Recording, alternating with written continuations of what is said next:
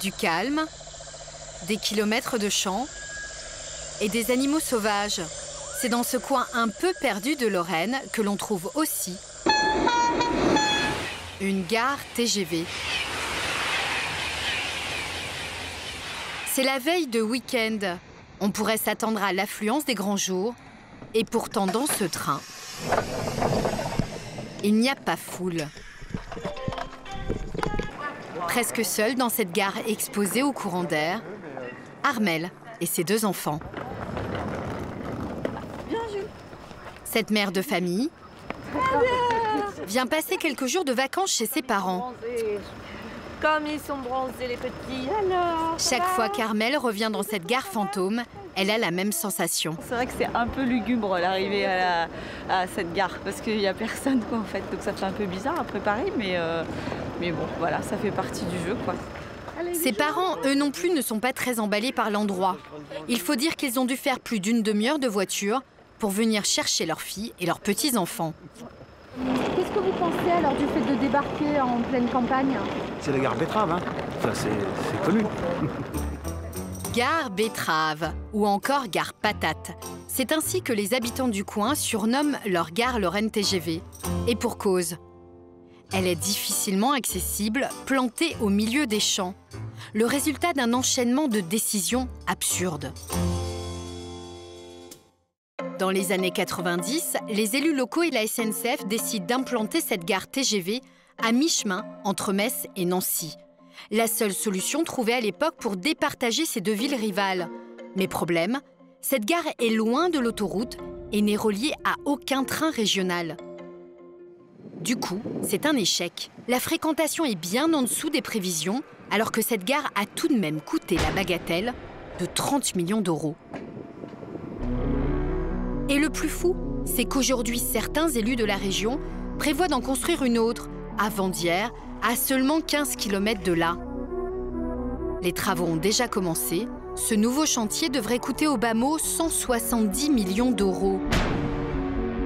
Une situation ubuesque. Avec ces 2 gares TGV si proches l'une de l'autre, les contribuables risquent de devoir débourser au final 200 millions d'euros. Et des histoires comme celle-ci, qui font exploser nos impôts, nous en avons trouvé aux 4 coins du pays.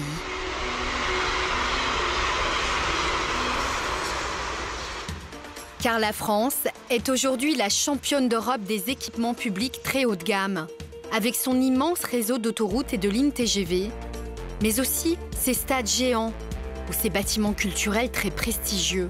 Même si certains de ces travaux sont utiles, nos élus ont souvent la fâcheuse manie de voir trop grand. Par exemple, des autoroutes qui ont coûté plus d'1 milliard d'euros et sur lesquelles il n'y a personne. C'est un axe qui ne justifiait pas du tout une autoroute. Ou encore des salles de concert pharaoniques qui multiplient par 3 leur budget initial sans aucune retenue. C'est un bâtiment qui est sur 300 mètres de longueur, 100 mètres de large, 52 mètres de hauteur. Péché d'orgueil et dérapage incontrôlé, un voyage édifiant au pays des projets gagnés par la folie des grandeurs, le tout aux frais des contribuables. En ces temps de crise, il est toujours étonnant de voir nos élus privilégier les projets les plus chers, comme à Lille, dans le Nord, ou ces soirs de match. On va gagner. On va gagner. Les supporters locaux sont confiants. Leur équipe de foot s'apprête à affronter Reims, un adversaire dont ils espèrent ne faire qu'une bouchée. Mais ils sont aussi tous très fiers de venir communier dans leur nouveau stade flambant neuf. Là, c'est quand même du grand luxe, entre guillemets, on en profite, ouais, c'est quand même pas mal. Il est super, hein. Magnifique. C'est le plus beau, quoi. C'est le nôtre. Cet immense stade a beau pouvoir accueillir 50 000 Lillois, il va quand même leur coûter de quoi bondir. 400 millions d'euros.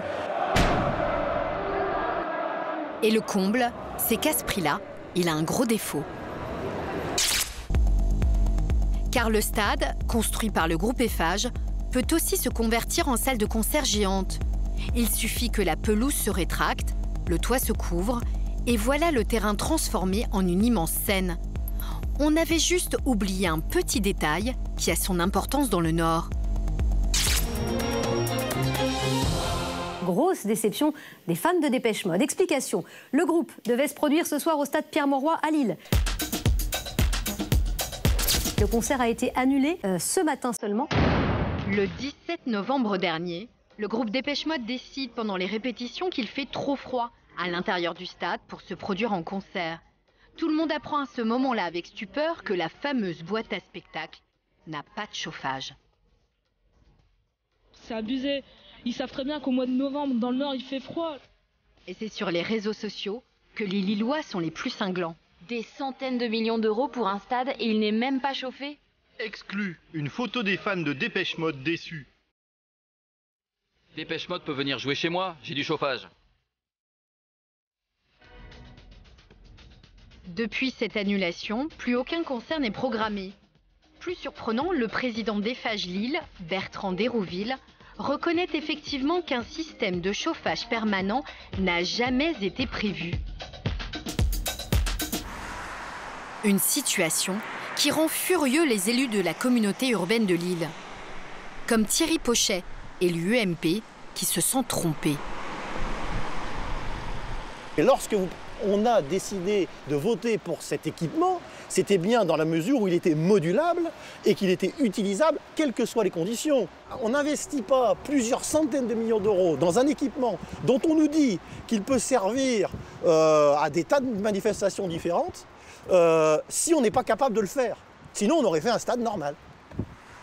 Et dire que la communauté de Lille va devoir rembourser pendant 31 ans à Eiffage les 400 millions qu'a coûté le stade. Cela représente pour chaque foyer lillois près de 500 € au global. Et le pire, c'est que tout cela aurait pu être évité. Une affaire incroyable, digne d'un polar, qui commence le 21 janvier 2008. Ce jour-là, les élus de la communauté de Lille débattent de la construction d'un nouveau stade. L'ancien était devenu trop vétuste, trop compliqué à rénover. Il en fallait un neuf. À cette époque, Pierre Mauroy, encore en vie, préside la communauté urbaine. Il supervise donc l'appel d'offres auquel concourent 3 grands noms du BTP. Norpac, filiale de Bouygues, Eiffage et Vinci. Chacun de ces 3 projets est d'abord examiné, comme c'est la règle, par les services techniques de la communauté urbaine. Ils les notent dans un rapport en fonction de plusieurs critères, le plus important étant le coût. Le projet Norpac, dont le seul inconvénient était de ne pas avoir de salle de spectacle, était de loin le moins cher de tous. Il en ressort donc classé premier, avec la note de 6,8. La partie semble jouée. Pourtant, une semaine plus tard, au moment du vote, coup de théâtre. 82% pour. Ils sont 82% des élus, droite et gauche confondus, à choisir avec des étoiles dans les yeux un projet beaucoup plus cher.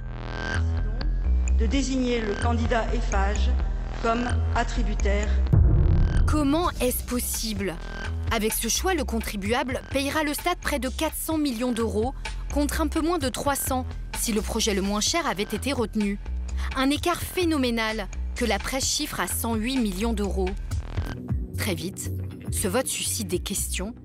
La presse a même des soupçons de corruption. Et c'est un défenseur de l'argent public qui, le premier, a décidé d'enquêter sur cette affaire. Là, je vais vous emmener sur un endroit que j'utilise plus beaucoup maintenant, mais qui est une cache, on va appeler ça comme ça. Depuis 10 ans, Éric Darc, un ancien élu local, est l'un des dirigeants d'Anticorps, une association nationale qui traque les dérives des élus.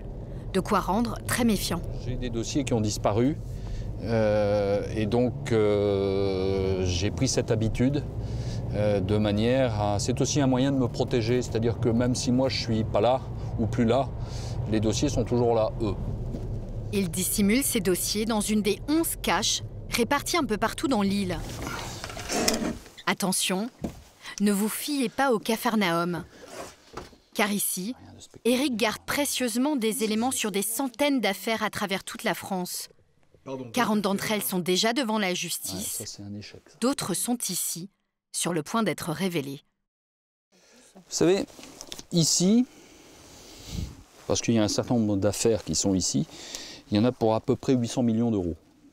Ça va, vous savez, de petites affaires de passe-droit pour un permis de construire jusqu'à des grosses affaires.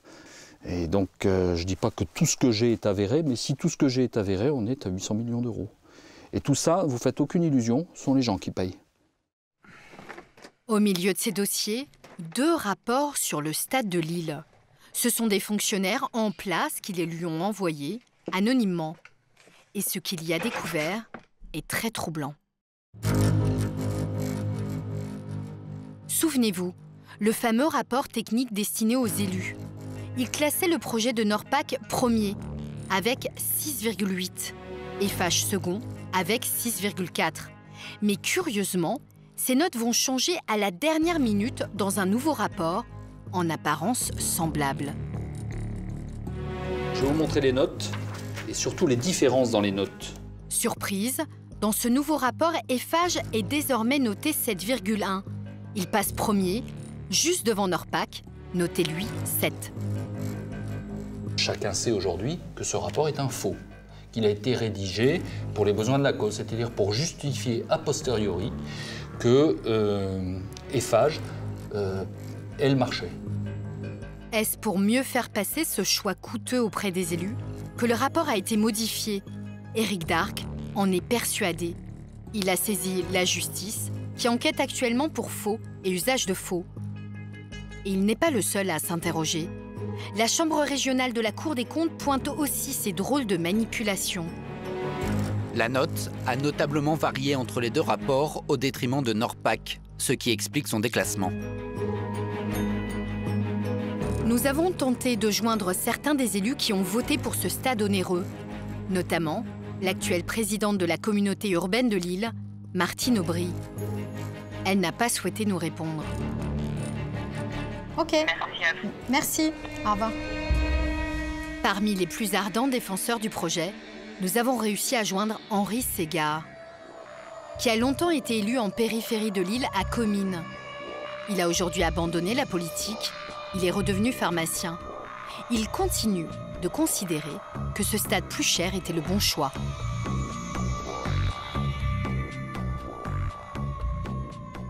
C'est grâce à vous que les notes du coup ont été changées d'une semaine à l'autre sur le rapport.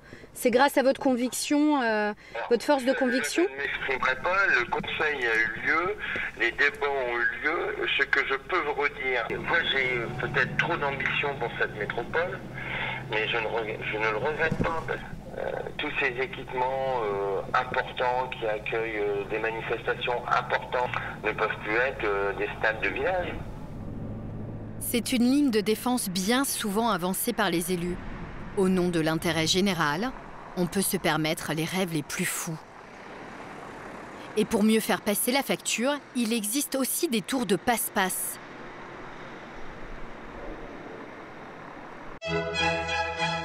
Cette fois-ci, l'histoire se déroule à Paris, une capitale où il y a l'embarras du choix pour écouter de la musique classique. L'Opéra Bastille, 2700 places. Le Théâtre des Champs-Élysées, près de 2000 places. La salle Pleyel, 1900 places. Et bien d'autres. Au total, pas moins de 11 salles dédiées aux classiques. Et pourtant...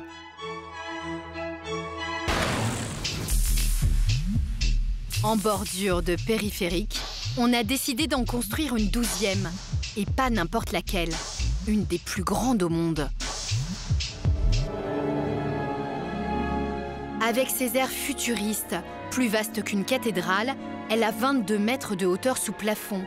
Les 2400 spectateurs profiteront d'une acoustique exceptionnelle, pensée par les meilleurs experts au monde.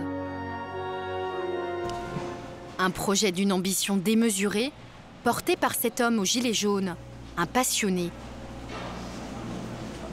Ah, attention là. Déjà patron de la Cité de la musique à Paris.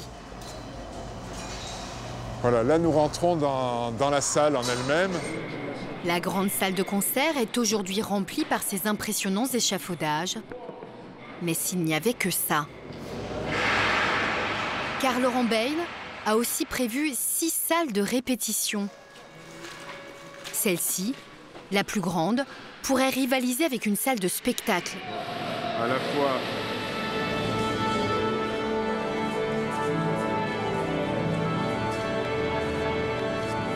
Est-ce que c'est pas un peu grand? Non. C'est grand, c'est énorme. Non, c'est pas grand, non. Non. Quand vous répétez sur un orchestre, il faut avoir un volume qui fasse sens par rapport au volume de la salle. Sinon, quand vous arrivez pour jouer le jour du concert dans la salle, c'est la catastrophe. Mais pour eux, rien n'est trop beau. Laurent Bayle ne cesse de s'extasier devant la maquette du complexe. La totalité des espaces éducatifs, tous les espaces ici, dans la continuité du parc, vous avez espace d'exposition, cafétéria, la salle elle-même surélevée, les espaces de salle de répétition à l'arrière, au-dessus, restaurant panoramique, et enfin, je peux parcourir le toit. Et là, je vois la jonction Paris, Seine-Saint-Denis, et puis absolument tout le Grand Paris, quoi. Seulement voilà, tout ceci coûtera aux contribuables 386 millions d'euros. Car Laurent Bayle a réussi à convaincre en 2007 Bertrand Delanoë, maire de la capitale, et Jacques Chirac, alors président de la République, de financer la Philharmonie de Paris.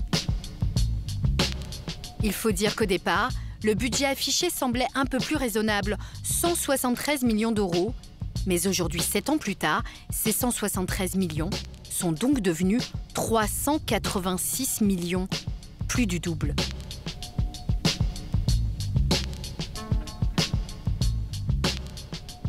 Que s'est-il passé? Est-ce juste un dérapage incontrôlé ou une volonté délibérée de cacher, dès le départ, le vrai coup pour mieux faire passer le projet? En cas de dépassement de ce type, tous les regards se tournent naturellement vers l'architecte. En l'occurrence, Jean Nouvel. Reconnu dans le monde entier pour avoir réalisé le quai Branly à Paris, rénové l'Opéra de Lyon, ou bien encore édifié la Tour Akbar à Barcelone. L'initiateur du projet le tient en grande partie responsable. D'après lui, Jean Nouvel continuerait à demander des rallonges aujourd'hui. C'est normal que Jean Nouvel, de l'endroit où il regarde le projet, lui, réclame, demande, continue à vouloir aller plus loin sur certains aspects, mais nous devons tenir le budget. Notre rôle est de tenir le budget. Les tutelles nous demandent de tenir le budget. De bons gestionnaires de l'argent public face à un architecte mégalo. Une version qui ne fait pas vraiment sourire Jean Nouvel. Car en 2007, quand il s'est intéressé au projet, une chose l'a tout de suite intrigué. Le budget trop limité par rapport à la démesure du bâtiment.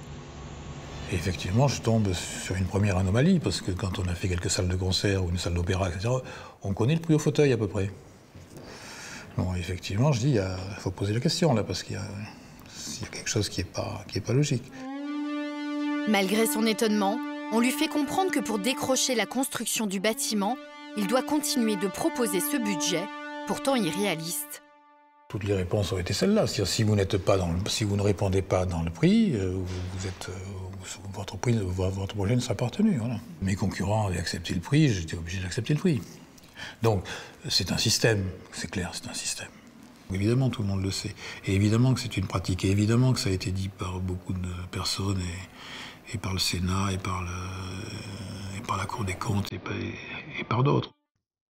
Un système généralisé, en effet dénoncé par la Cour des comptes il y a quelque temps. La quasi-totalité des projets lancés ces dernières années témoignent d'une stratégie politico-administrative visant à minimiser les estimations initiales afin d'obtenir un accord budgétaire. En clair, pour faire passer auprès du contribuable des grands chantiers à la note salée, il faut commencer par annoncer un budget le plus bas possible, tout en sachant pertinemment que la facture explosera ensuite. Une stratégie que Laurent Bayle et son collaborateur nient avoir suivie. La Philharmonie de Paris devrait être inaugurée dans 1 an. Certains parlent déjà de dépassements supplémentaires qui pourraient porter le coût final à 450 millions d'euros.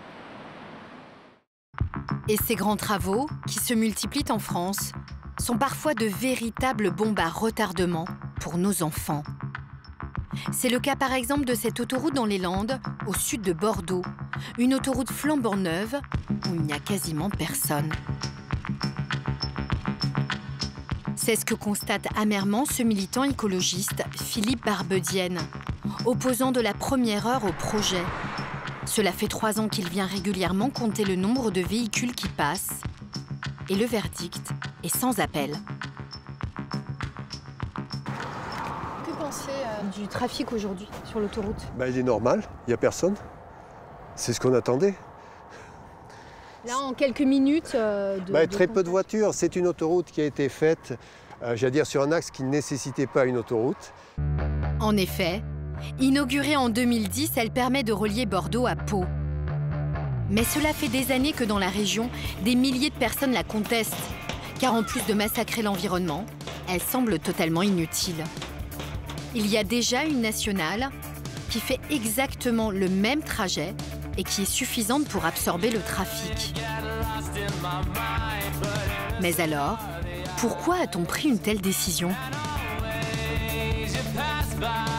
C'est une question de prestige pour certains élus qui ont l'impression que s'ils n'ont pas d'autoroute, ils n'ont rien fait dans leur mandat. Et puis, il y a aussi en filigrane le besoin de donner des chantiers aux entreprises de bâtiments de travaux publics. Et là, c'est réussi.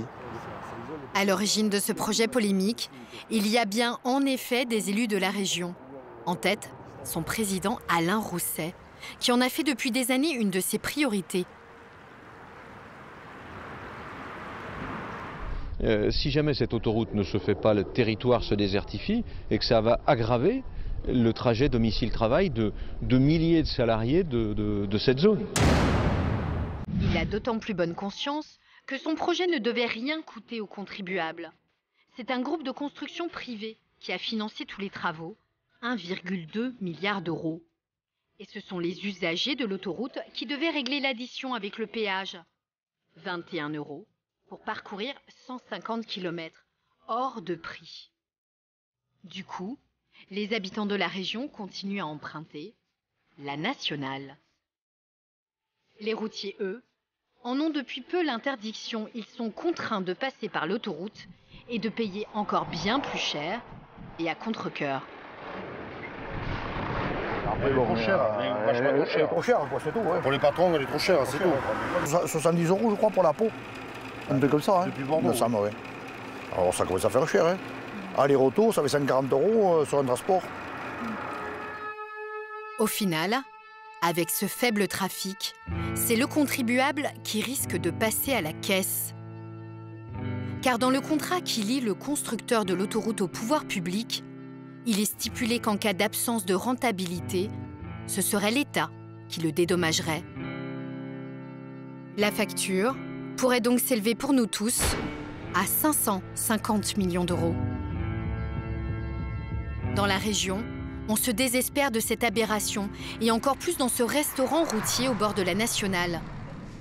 Car depuis l'ouverture de l'autoroute, le patron a perdu ses clients habituels, les camionneurs. Est-ce que vous savez qu'il y a une clause dans cette histoire d'autoroute qui fait que si jamais ils sont déficitaires, c'est l'État, donc les contribuables qui vont payer? Bien sûr, je le sais. Alors déjà, moi, je vais payer 2 fois. Parce que je ne vais pas travailler, et puis en plus, il va falloir que je paye pour la rembourser. Que je n'ai jamais demandé cette autoroute, mais bon, tout le monde le disait, mais ah non, mais le peuple est trop bête pour comprendre. C'est là où ils avaient décidé, ils avaient décidé. Et les habitants de la région voient maintenant arriver avec méfiance un autre grand chantier très controversé, la ligne à grande vitesse Bordeaux-Toulouse. Elle coûtera 3 milliards d'euros.